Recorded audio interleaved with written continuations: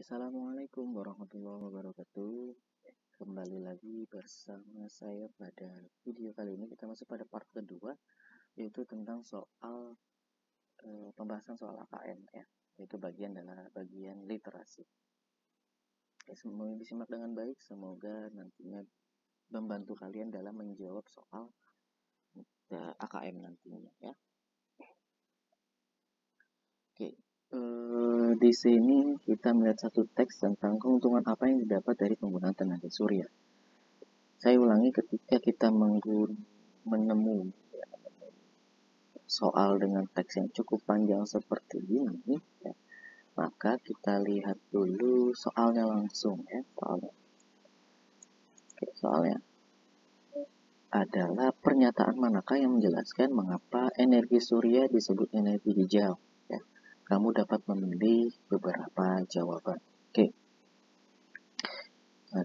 Pastikan kita mengingat atau lebih baik mencatat terlebih dahulu inti dari keempat pilihan ini. Oke, pilihan pertama, energi surya melepas substansi yang tidak berbahaya atau suara ke atmosfer. Oke, kita catat ya. Jadi substansinya tidak berbahaya atau suara ke atmosfer. Oke, yang kedua, energi surya berbiaya ekonomis. Oke. Berbiaya ekonomis saya catat. Kemudian pilihan ketiga adalah energi surya tidak memancarkan polutan apapun ke atmosfer pada saat pemroduksian ataupun pengonsumsian. Ya. Oke. Tidak memancarkan polutan. Oke, ya. Terakhir, energi surya bekerja di mana saja. Bekerja di mana saja. Jadi fleksibel ya. Sekarang kita masuk ke teksnya. Oke. Karena kita disuruh memilih lebih dari satu jawaban ya, kamu bisa dapat memilih beberapa jawaban. Pastikan mungkin ada satu atau dua jawaban, atau mungkin semua jawaban juga ada dalam teks ini. Kita baca teksnya baru.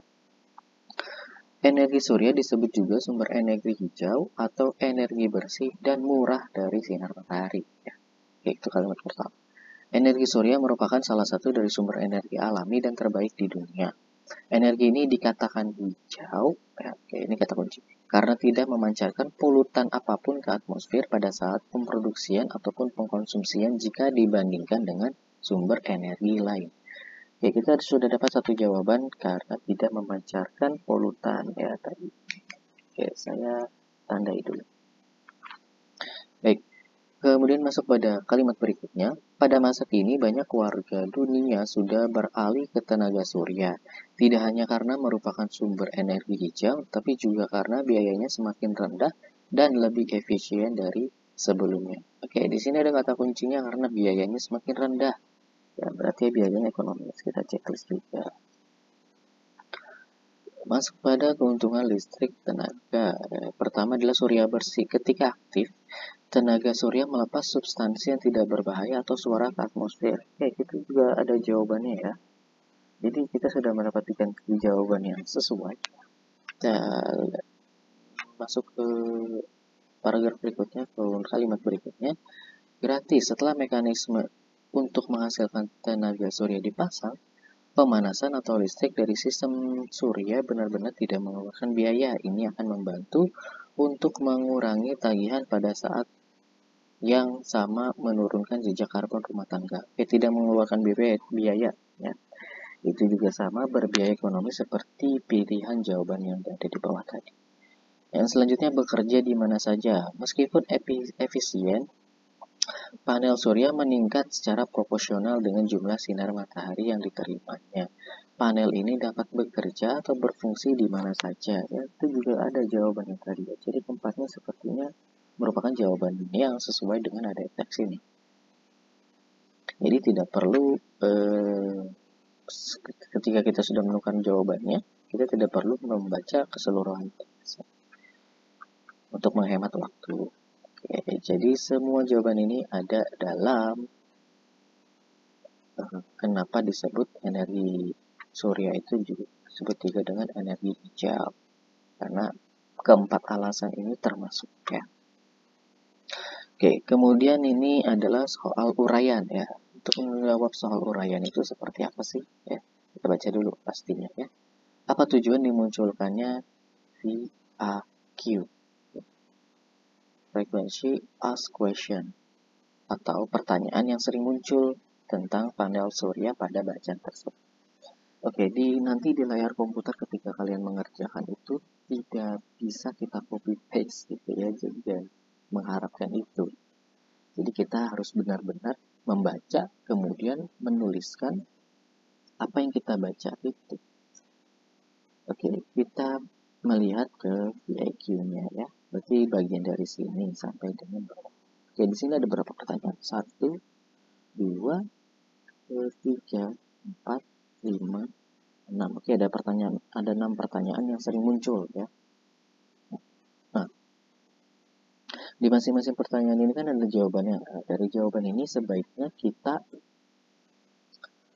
simpulkan supaya menjadi maksimalnya 100 karakter atau minimalnya ya 50 karakter itu sudah cukup ya, sudah profesional. Saya kasih contoh satu pertanyaan untuk dibuatkan kesimpulannya ya. Sementara penggunaan energi surya telah tumbuh secara eksponensial dalam 2 dekade terakhir ini ya. Harga sel fotovoltaik ya atau PV telah turun. Saat ini harga setiap PV lebih rendah 99% daripada harganya pada tahun 1976.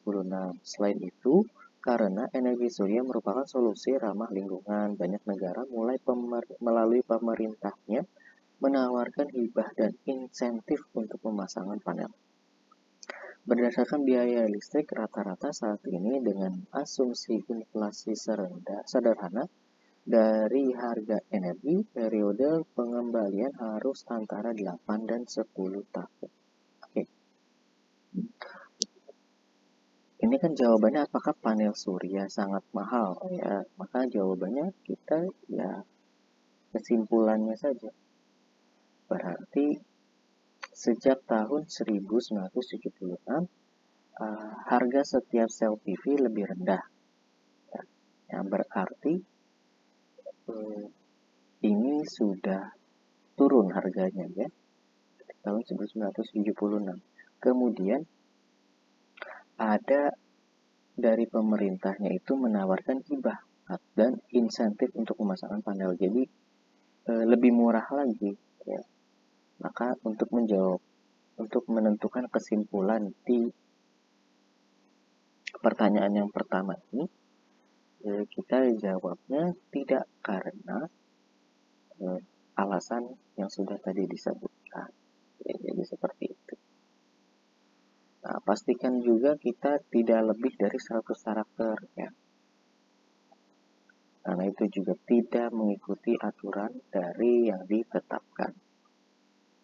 Oke, kita masuk pada uraian selanjutnya. Baca baik-baik kutipan dari wacana di atas berikut ini. Oke. Bekerja di mana saja meskipun efisien, panel surya meningkat secara proporsional dengan jumlah sinar matahari yang diterimanya. Panel ini dapat bekerja atau berfungsi di mana saja bahkan ketika mendung.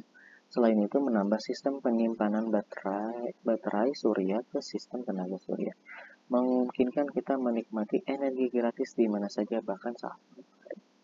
Oke, menurutmu apakah panel surya dapat diterapkan di negara tropis seperti di Indonesia atau lebih sesuai diterapkan di negara dengan 4 musim? Sertakan alasanmu. Oke, negara kita kan negara tropis ya, seperti di Indonesia tadi. Kemudian kita diminta untuk menyertakan alasan apakah panel surya itu bisa diterapkan di negara tropis. Maka kita jawab sesuai dengan teks ini ya. Kemudian ditambahkan dengan pemahaman kalian, pendapat kalian, argumen kalian. Maksimal tetap 100 karakter ya. Kalau kita melihat dari wacana ini bisa berfungsi di mana saja. Sudah jelas, berfungsi di mana saja, bekerja di mana saja. Ya, artinya di negara tropis seperti kita pun bisa ya. Alasannya kenapa? Bahkan ketika mendung sekalipun atau hujan, itu bisa menyimpan baterai surya ke tenaga surya tersebut gitu ya. Jadi bisa menikmati energi gratis di mana saja. Bahkan saat malam hari pun kita juga masih bisa menggunakan energi tersebut karena sudah terserap sebelumnya oleh sinar matahari itu tadi. Nah, jadi jawabannya iya. Kemudian kita sebutkan alasannya dari sini dan boleh menambahkan pendapat kalian dan argumen kalian. Oke. Jadi seperti itu ya untuk menjawab soal uraian di AKM ini. Nah, pastikan kita menjawabnya itu logis, kemudian fakta juga di dalamnya, jadi tidak hanya pendapat kalian juga. Oke, demikian pembahasan soal di part kedua ini. Nantikan di part ketiga dan part-part selanjutnya. Semoga bermanfaat. Wassalamualaikum warahmatullahi wabarakatuh.